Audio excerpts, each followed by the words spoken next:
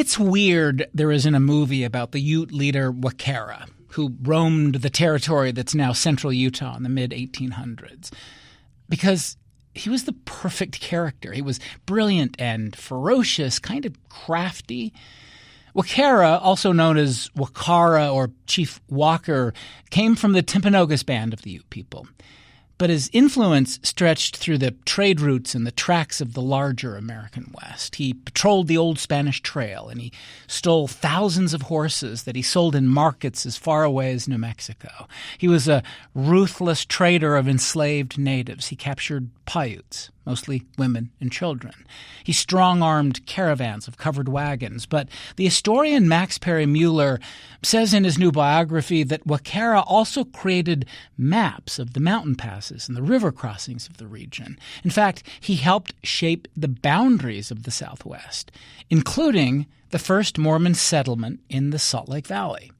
Mueller says as the Mormon pioneers were making their way west in 1847, they weren't really clear about their destination. And they're imagining possibilities of where they'll end up.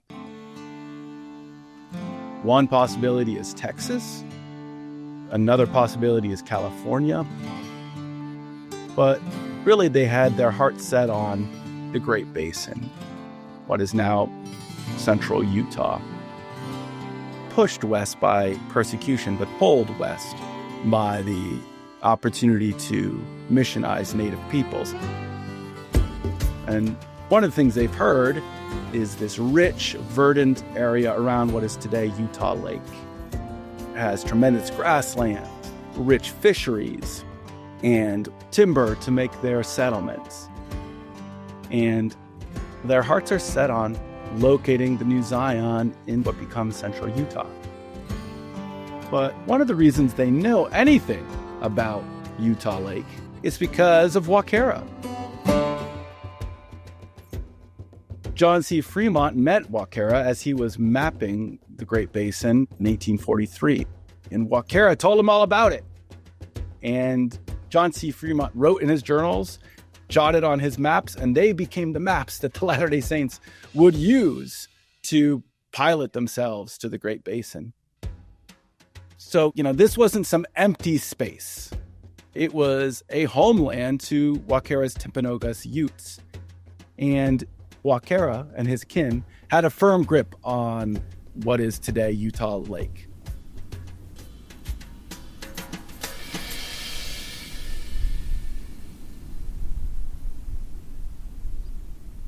So the Vanguard Company, Brigham Young's famed company of about 100 pioneers, make their way across Nebraska and into southern Wyoming, and they meet at Jim Bridger, the famed mountain man and explorer, at his outpost there. And they get more information and resupply.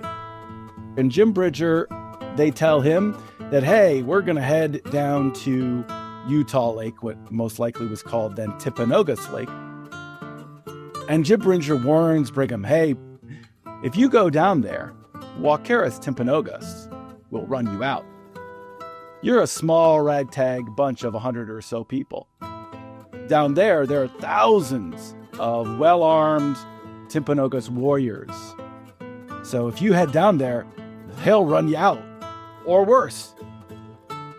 And so Brigham Young changed his mind, and he decided he'd locate the center stake of Zion around the Great Salt Lake.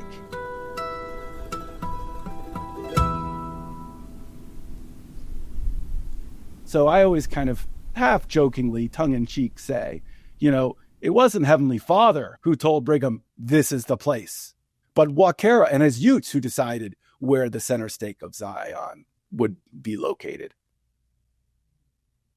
This story matters for two central reasons. It underlines the fact that Wakara really did help create the American West as we know it. But we don't remember that story. We don't teach that story as part of the mythology. And why don't we teach it? Because the key part of Manifest Destiny, and I would argue the most dangerous myth of Manifest Destiny, is that it succeeded. It succeeded in erasing Native peoples from America, and in particular, the American West. And by remembering Wakara's influence on the creation of the Mormon homeland, we help to restore the important place that Native people played in the creation of the American West and America writ large. We recognize that they are still here today. There are lots of Native citizens still very much present in our politics and our cultures today.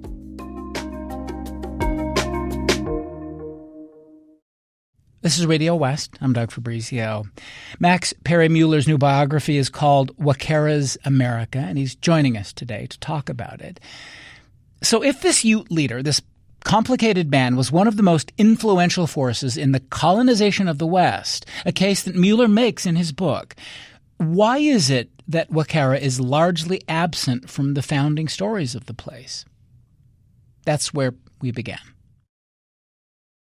The origin of America is, in a lot of ways, manifest destiny. As I say, the first article of faith of the American gospel, in which the purpose and destiny of America, as it expands westwardly, is the erasure of Native people and Native presence and people on the land. It's a purposeful erasure. And then, though, and of course this is not true, Native people are still here today. If you go to Indian country, and that could be anywhere, reservations, cities, we are still here is perhaps the most popular refrain of Native people, especially when they're talking to white settler descendants like myself. But that you bump into constantly, of course, along the way, Native people and helping to create what becomes America. And that is particularly true, I think, when we get to a figure like Wakara in the Great Basin in what becomes Utah. But for us to tell that story, the story of manifest destiny as erasure of Native people and presence on the land, we had to forget Wakara and his contribution to what becomes the American West. He had to be removed, as I say, not only from the land, but from the history books for us to tell that story. Explain why, because this is how you put it in the book. His humanity has been forgotten, and it was forgotten on purpose. Yeah. So, some people know about Wakara. He pops up, even in public school curriculum here and there, but he serves a purpose, like a lot of Native figures do in that origin story. And I describe it as the paper Indian. Yeah. Settlers write down on paper descriptions of Native peoples that serve their purposes rhetorically, politically, religiously. And then they fold that paper Indian I think of it into a puppet in some ways. And then they get that puppet to talk or an act. This isn't the real Indian. This is a paper Indian. This isn't what actually happened. And so forgetting his humanity, I'm glad you pointed it out, means he can't be a full 3D, even 4-dimensional person, right? Who acts in his own self-interests, acts in what we often would think of today as admirable ways of defending himself, of defending his people, of defending his land, his resources, and less than admirable ways when he's manipulating people, using, for example, settlers to root out his rivals, remove his rivals. Enslaving other human beings? Yes, absolutely. Enslaving, especially his Numic language kin, the Paiutes, and trading them away to amass his own power, to spread what I call his empire of flesh. So yes, he's a human figure. Which just tells us that he was, what you're getting at, a deeply complicated man, like a lot of men from the history of the West.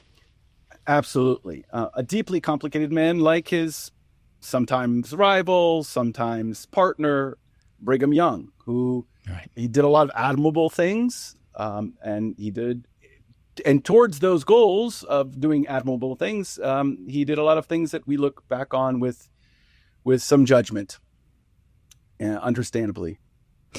What do you think when he does appear And as you say, occasionally in some school books and some impressions and some sort of vague ideas of the past, he sort of shows up. But he seems to be a kind of caricature. What's the image that he – I mean, we'll get to the real person, but what's the kind of knee-jerk image or myth, do you think, of Wakara? He was a really important figure. If you look at the newspaper reports of his era, both from California, from Utah, I mean, he's everywhere, showing up everywhere. He was an active player in the drama of the creation of American West that a lot of people read about. The readers, whether it's in Vermont, South Carolina, or California, knew Wakara of the 1840s and 1850s. But even during that period, the Latter-day Saints, the Mormons, are creating this image of Wakara that changes over time. But so sometimes he is the archetypal Indian antagonist.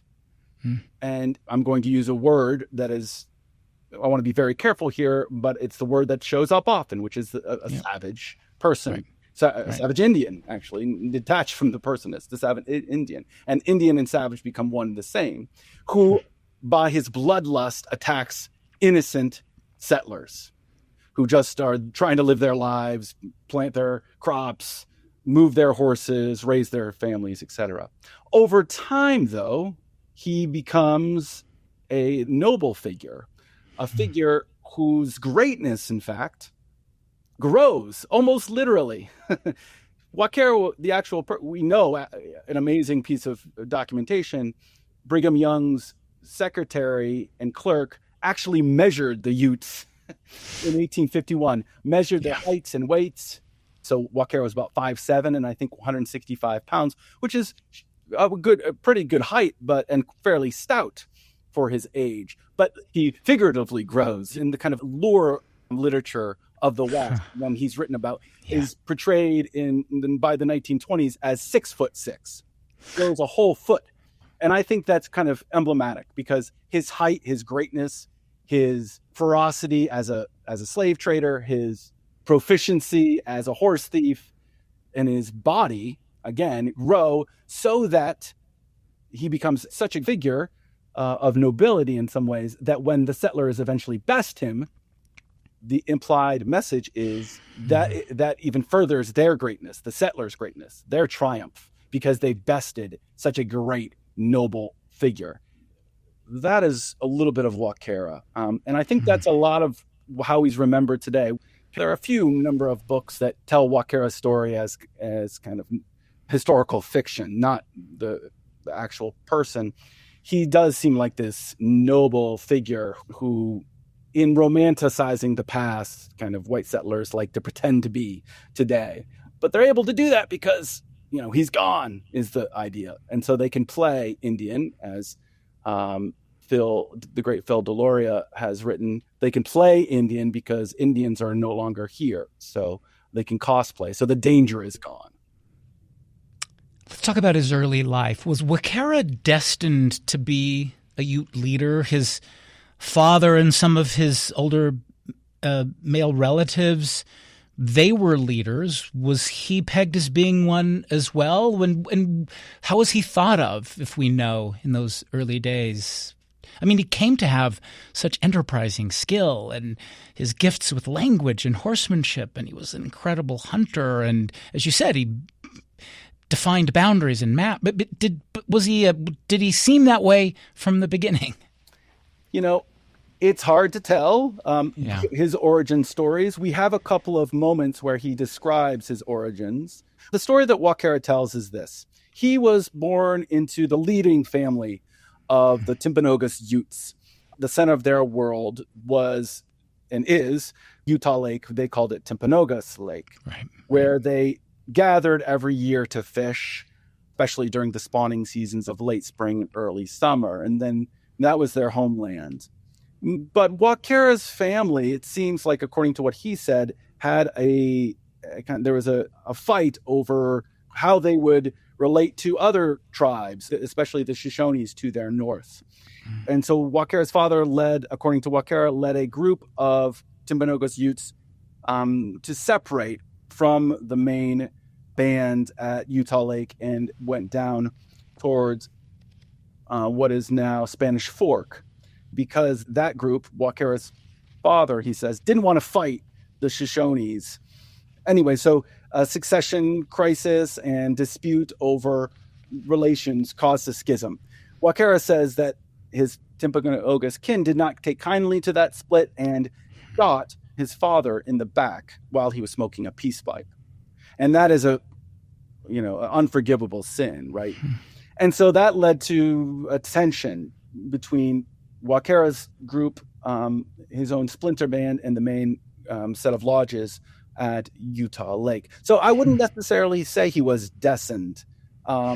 In some ways, like a lot of people, circumstances change one's path. He might have been might have been a member of the kind of ruling community there in Timpanogos Lake, were it not for this schism. But yes, that forced him in some ways to find other sources of food, power, and so that sent him on this alternative path. Exploring, following other fur trappers, other more entrepreneurial Utes who started horse raiding in the 1830s, traveling along the old Spanish Trail, and stealing horses by the thousands. You mention in the book that he became a living legend in the American West for a time. Mm-hmm. Newspapers, best-selling books. So it sounds like he was feared. And I wonder, did people have a right to be afraid of him? I mean, he manipulated people into his services, as you say. He wanted them to pay to, go to certain places. How much of that did he back up with, menace and violence? Yeah, so I'll go back to the encounter he had with John C. Fremont, who met him as Wakara was, as John C. Fremont says, in May 1843, I believe. As John C. Fremont is moving north in what is central Utah, as he plans on mapping the Great Salt Lake and the Utah Valley, and he meets Wakara and his cavalry. And John C. Fremont describes Wakara. He's cut from a better fashion than the rest of the natives he's encountered. He's really well armed as his cavalry. But then John C. Fremont, in his journals, which become bestsellers, Fremont describes how Wakara and he entered into an exchange of blankets. And Wakara convinced him to give up a less high-quality blanket from New Mexico for a blanket of greater quality, most likely from the Northwest, and most likely a Hudson Bay blanket. So they had to trade these unequal blankets, which was a toll for crossing the lands. Others described it. But yes, other times, when he's horse raiding in California, and Wakara by then was known as the greatest horse thief. Wait, hold on. Explain that. When you say horse raiding, I'm guessing most people kind of know what that means. But basically what that means is he's going around stealing hundreds, maybe thousands of horses, basically. Yeah. So there was a whole season of horse raiding. And Wakara wasn't the only one, but he was definitely the most prolific and feared. Every fall, he starts out and goes along the old Spanish Trail, leaving his homeland around Timpanogos Lake, Utah Lake, heading south across Paiute territory, and then crossing Nevada into California. And then he'd spend a couple of months. And every few weeks, he'd go and raid these large ranchos, stealing horses from their paddocks, often at nighttime, and coordinated attacks. And then running the horses up past the canyons he knew very well, around Cahoon Pass, and into what is now known as Horse Thief Canyon and other places. And the Walker was his anglicized name, the Walker Trail up there, named after him. And so... Man, he covered a lot of ground, didn't he? Thousands and thousands of miles, most likely each year. And so in 1845, he arrives at one of these ranchos, and he presents himself in kind of ironic... They knew he was coming. The word had spread through the Californios that Wakara is coming. They called him Wak, W-A-K. Wak is coming, and he's feared, and they were going to raise up posses to defend the horses and their territory. But he marches in. He doesn't present himself as this great feared head of a cavalry. He comes with a bunch of families and say, hey, I'm not here to steal from you. I'm here to trade. Look, here's my family, and here are a couple of slaves, most likely Paiutes he enslaved along the way for trade. I'm not here to steal your horses. And I describe this as kind of, maybe too much of a pun, but a Trojan horse. He was a Trojan horse here. And soon after, he raided likely hundreds, perhaps as many as 1,000 horses that season. And that bulk was really important because not all the horses survived that arduous trek back. Only the healthiest horses survived that arduous trek back. A lot of them died along the way. Some describe the bones of the horses along the Old Spanish Trail as serving as cairns, right? Trail markers to mark the Old Spanish Trail so that other settlers could follow. And but the horses are still here too. Those horses are still here. Yeah. And that is a key part of the book is how this history is, yes, of the past, but continues in the present. Max Perry Mueller. He's an associate professor in the Department of Classics and Religious Studies at the University of Nebraska-Lincoln. His book is Wakara's America, the life and legacy of a native founder of the American West. Mueller is going to be speaking on the campus of the University of Utah next Tuesday. We'll have a link to that event at RadioWest.org. We'll take a break, come back in a moment. You're listening to Radio West.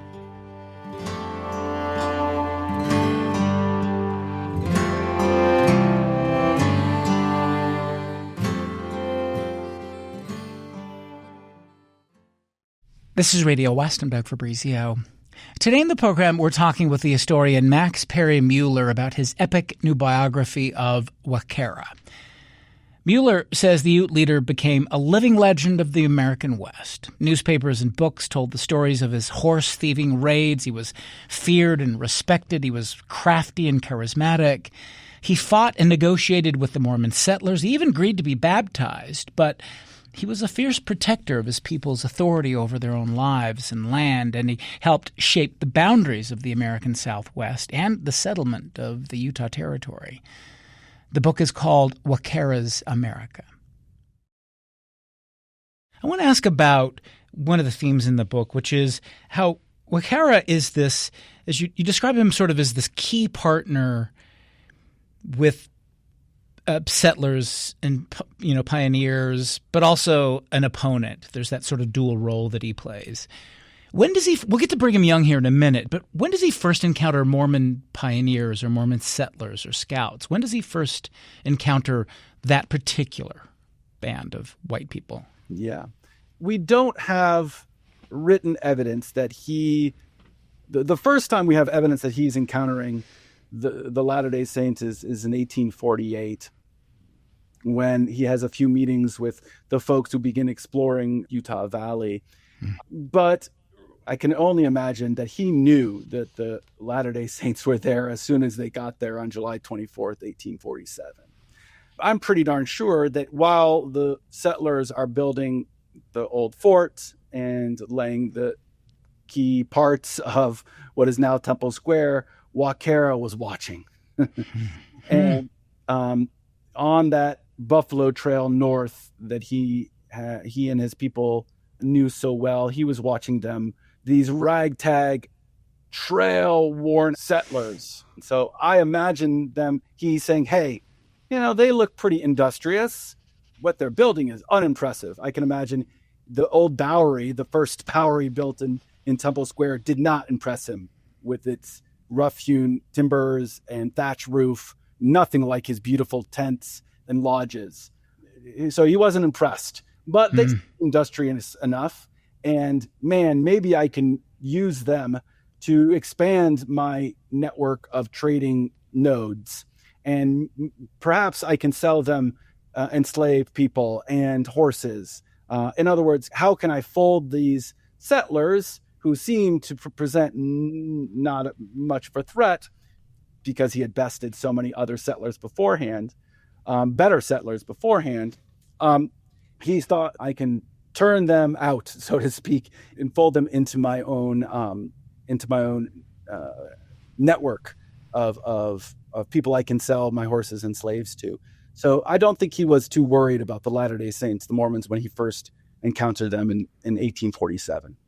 I guess he probably knows. He's a smart man.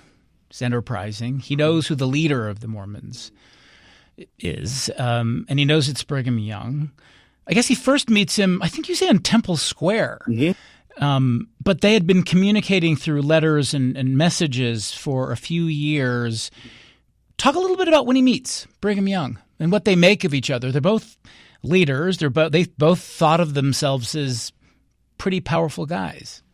Yeah, so that first meeting happens in June 1849 in Temple Square, just a few weeks before what becomes, it wasn't called Pioneer Day, but would become the first official Pioneer Day celebration on July 24th, 1849. And they're sizing each other up in a lot of ways and testing each other. By that time, within 2 years, the community of Latter-day Saints in the Utah Valley has swelled.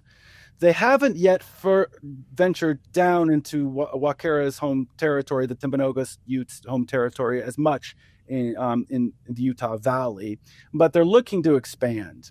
And Wakara thinks, I can help them expand, and by helping them expand, they will become, again, expand my network of trade. And so Wakara tells them about all the great land in Sandpitch Valley, where Manti is, Ephraim, those places, and all the great land down along the old Spanish Trail, including Parowan and other locations, really helping direct the Latter-day Saints to where they should expand their settlements, their kingdom, as Brigham Young would put it, in the Great Basin. So he's partnering at that point for his own reasons, towards his own end with the Latter-day Saints. And Brigham Young says, boy, this Indian fellow, as Brigham Young would probably say, Lamanites, based on kind of Book of Mormon language, might help me do a couple of things. Might be a good intermediary for other native peoples, which is essential to, of course, Latter-day Saint theology, but also be kind of a intermediary for trading and make inroads with different native communities that the Mormons wanted to missionize and eventually incorporate into their kingdom. There's no cleaning up the actual story of Wakara's involvement in slavery. He captured, you say, and enslaved Paiute women and children in southern Utah, would sell them in these slave markets in New Mexico, and the territories there and elsewhere, and you write about what became of their lives. They would serve as house servants or field hands, in some cases concubines. I mean, just awful. It's a terrible part of the story, but a good part of the work that you do in the book is kind of explicating and understanding the native dimension of slavery as compared to settler Indian slavery. And I want to have you talk about the difference. You say that the native slavery, you don't say it was good, but you say it was about building these kin networks. And that was different from settler Indian slavery, which was different. Explain the distinction here that you really work through in the book. Yeah, it relates to the point about a lot of ways about the fish, different kinds of relationships to the land, to the people, to the environment. Well, I'm working off of some of the great scholars who have really helped bring to the fore and differentiate between chattel slavery as we kind of understand it, practiced in the South, and this Indian slavery that is as old, time immemorial. I mean, native peoples, indigenous people in the Americas had been practicing forms of bondage and slavery long before settlers got here, absolutely. Wakara, as you mentioned, yes, his trading in humans could be as brutal as any chattel slavery practiced in the American South. Absolutely, at times, he saw these people as bodies that he could trade away, extract wealth from, extract labor from, extract pleasure from, most likely. But his purpose was different in some ways than the settlers, because in all of those motions, when he's trading away and Native people, capturing Native people and trading away, giving them away, he's trying to build up different networks of trade, but also of kinship. Native Indian slavery, I try to make the point, is about establishing relationships among peoples and to the land. It's highly localized. It's often ceremonial. And so that slaves, though, also can sometimes become kin. Captives can become cousins. In that sometimes Wakara would capture a Paiute from southern Utah and give it away as a gift, as he did many times to Brigham Young and to the settlers, or trade those enslaved peoples to the settlers, or give a child to a fellow Ute leader like Kanosh, the great another Ute leader. Yeah. Ironically, Kanosh's family, Kanosh decided to live close to the Mormons, and that meant, unfortunately, all his children, his biological children, died off by disease. The only child of Kanosh's that survived and lived long enough to have his own children was a man named John Kanosh, who had started life as a child that Wakara gave to Kanosh as a gift. Wow. So Wakara is using slavery, bondage, to build, yes, power, wealth, but to build relationships fundamentally. Whereas settlers, again, see these bodies as sources to extract wealth, power, to do work for the betterment of the settler project. So they have a different understanding of Indian slavery and how it should function. And let me read something that you write early on in the book. You write that when they arrived in 1847, the Mormon settlers introduced what they claimed was a new kind of Indian slavery to the Great Basin. And you say that Brigham Young, quoting you here, commanded his followers to buy up the youngest Indian captives and raise them in Mormon homes as their children. Will you explain what's going on? Because you have to sort of get into the way Latter-day Saints and the sort of the doctrine and the sort of the story of the Book of Mormon comes into play with the way they were thinking about all of this. Yeah, so that is such an important point, and Wakara even participates in this directly in many ways. But yeah, so as I mentioned before, the mandate coming from Joseph Smith, his revelations, and also from the Book of Mormon, sets out the people who received the Book of Mormon in its early 19th century form, right, retranslated from these sets of ancient buried plates, right, of Amerindian origin, was to bring the Book of Mormon back to native peoples of the Americas, which in the Book of Mormon and early Mormon history are described as Lamanites, from figures in the Book of Mormon. And so really from the beginning of the Mormon period, starting in 1830, the Latter-day Saints are moving in many directions, but two directions. They're looking for what they initially called Gentile converts, right, which are Anglo-American, Euro-American converts, but they're always on the lookout for Lamanite converts, because they believed what they have to do before Christ will return, they have to build up covenants, familial, like in marriage, trade, and political, like building a city, right, a new Jerusalem in the New World, where Lamanites and Gentiles would govern together. Actually, Lamanites in the earliest period would take the lead so that Christ would return. They didn't have much luck between 1830 and 1847. They had a couple of here and there, a couple of converts, and perhaps some near misses.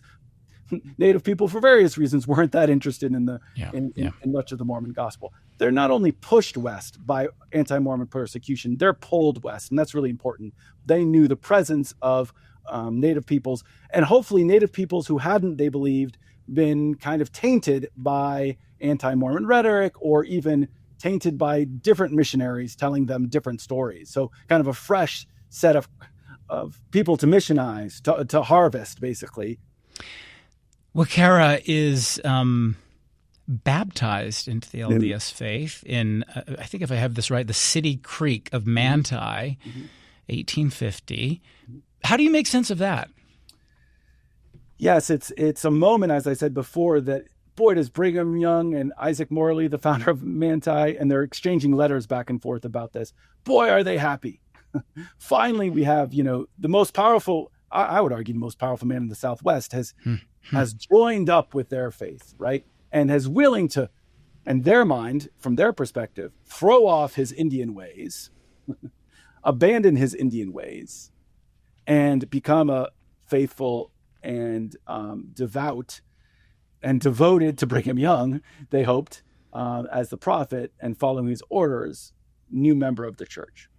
And powerfully, one of the settlers who had witnessed this baptism, and we mentioned white and delightsome before, and some folks think we make too much of this language of white and delightsome and the racial components, but boy, it's right there in the archive. One of the settlers says after Wakara is baptized, and he had been described as, and actually I believe the same settler described him as having tawny skin. After he emerged from the waters, he was the one settler said, he's as white as me, or as white as any settler. So that baptismal water, boy, it's quite powerful in their imagination to remove this darkness, this taint they believe that Native people carried on their skin. But he was baptized, Wakara, not because he found the gospel of Mormonism to be true. It was an act of diplomacy, it seems. And one of the things you mentioned is that it was only really he didn't transfer his spiritual commitment then to Mormonism. It just was another way of thinking about a larger sense of spiritual life. Is that a way to explain it? Yes, absolutely. I think that's completely fair. From Wakara's point of view, he wasn't throwing off, right, abandoning his native spirituality or his native religion. He really, as one of my great friends and scholars, Lynn Fisher, has described about native conversion, really it's an affiliation, not a conversion. And it's additive instead of replacing. So he's saying, sure, I'll join with you in this community. Again, not to say that community is supreme or recognizing Mormon supremacy at all. That's how the Latter-day Saints hoped he'd see it. But no, he didn't see it as such. He saw it very much as a way to expand, again, the kin networks that he was so invested in creating. He wasn't, we talked a lot about violence before, right? And Wakara certainly was responsible for violent acts. But his first move was never violence. His was he knew that violence was bad for business, and it doesn't serve him well. He was willing to use violence, but he much prefer diplomacy and creating kin networks. And I just want to say one brief thing about that moment. It's really important that one of the great discoveries of the book, and I thank actually faithful members of the Church of Jesus Christ of Latter-day Saints and others, and Native genealogists who have done this work, that during that period, Wakara was also placing his own children in the homes of the settlers of Manti. It's very clear, genealogy and archival work and even DNA shows that he placed at least 2 daughters of his own in settler households. Why? Because he knew that if his own children were in these households, they would create a very strong bond of kinship, literal kinship, and they would be more willing to trade, less likely to go to war. But Wakara also expected white children to be given to him. And there's a couple of scenes where actually he asked Isaac Morley for a white child. Now that white child was given to Wakara briefly, but according to family history, it was eventually returned. But my point here is, again, when we talk about Indian slavery, native practices of Indian slavery, it's always about creating kin networks. And that, I think, is one of the most powerful discoveries, because we didn't know the actual origins of these children, Indian daughters, as the Manti settlers described them. And so that's quite a revelation. And that means there are lots of folks in the Utah Valley and up in San Pete and other places throughout Utah and throughout the Mormon diaspora who don't know that they are direct descendants of Wakara. Max Perry Mueller. He's an associate professor in the Department of Classics and Religious Studies at the University of Nebraska-Lincoln. We're talking about his book, Wakara's America, The Life and Legacy of a Native Founder of the American West. We'll take another break and come back in a moment. You're listening to Radio West.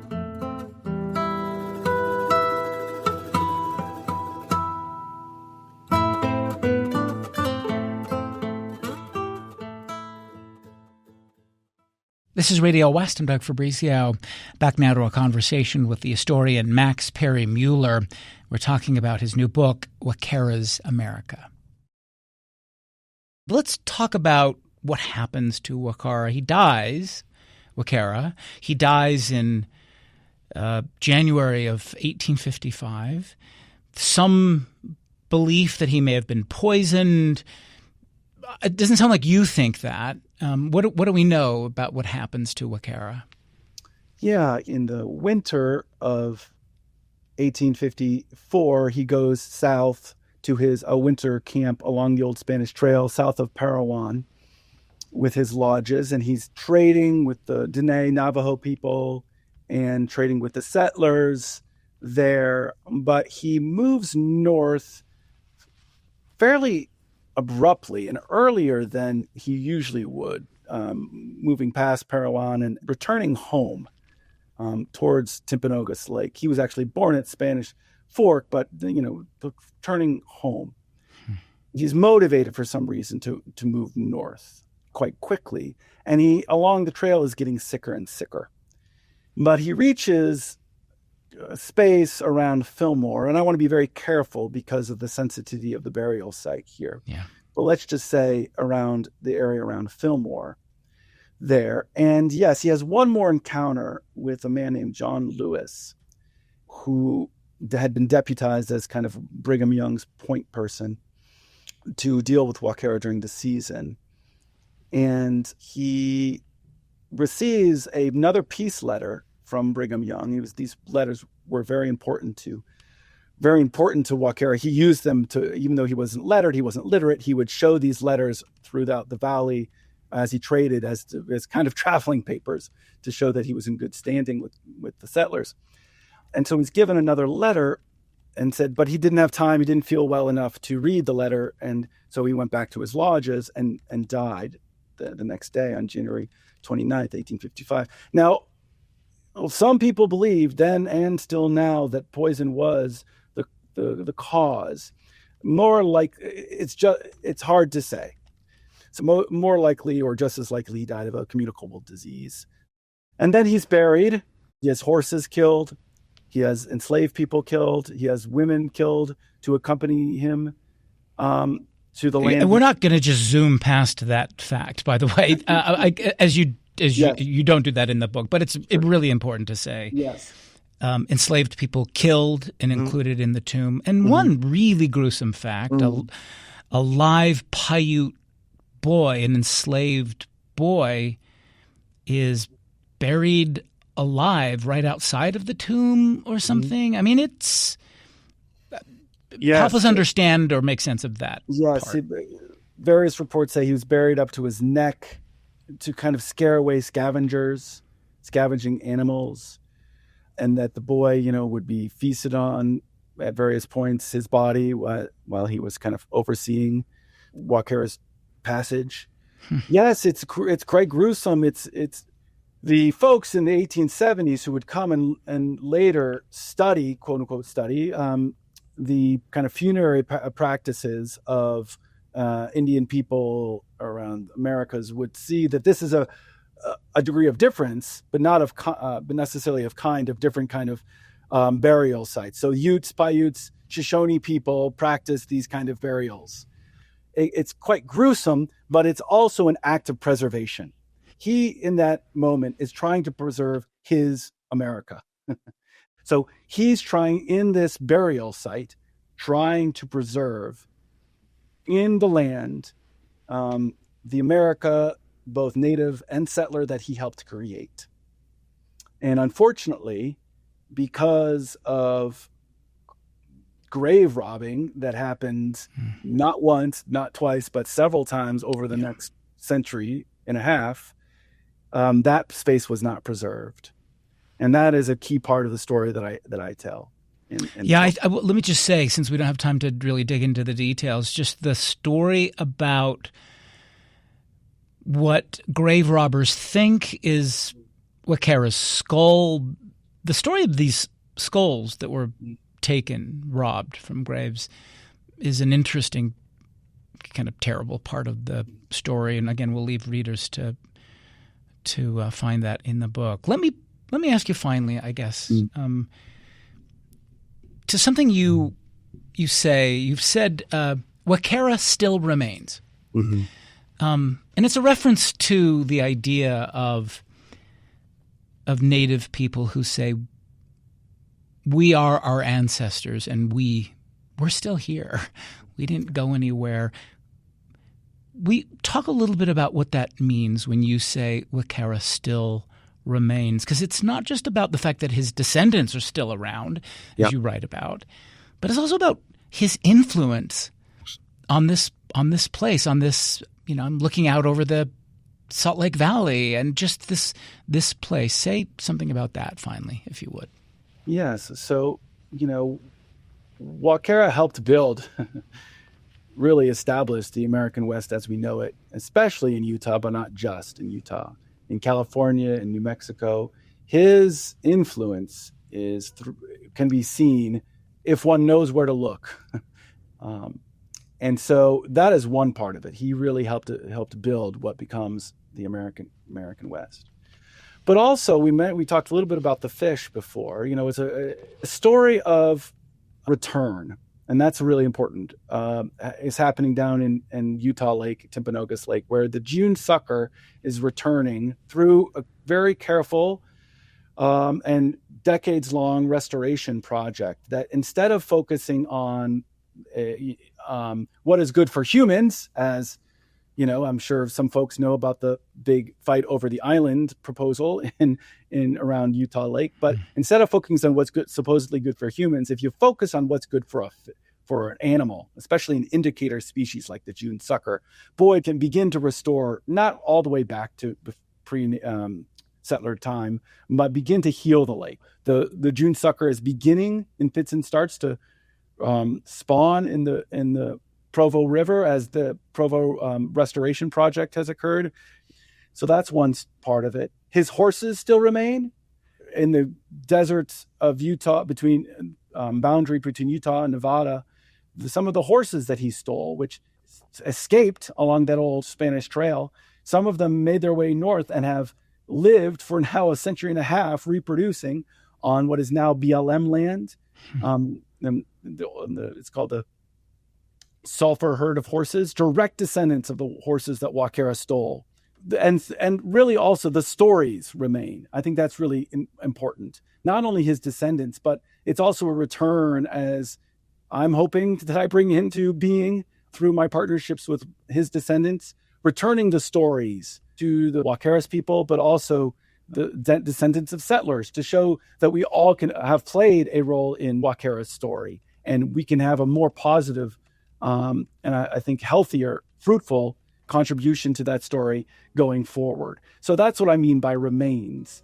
Retelling these stories, recentering these stories about his fish, his horses, his slaves, the wars he participated in, yes, even the skulls that were taken from the gravesite, can help us recognize the truth that is always there, that Native people, and in particular Wakara's Utes, are still here. Max Perry Mueller, thank you very much. Thank you, Doug. This has been such a pleasure. Max Perry Mueller, he's an associate professor in the Department of Classics and Religious Studies at the University of Nebraska-Lincoln. His book is called Wakara's America, The Life and Legacy of a Native Founder of the American West. And Mueller is going to be in Utah next week talking about the book. He'll be at the Hinckley Institute Forum building on Tuesday. That's November 4th. We'll have a link to it on our website, radiowest.org.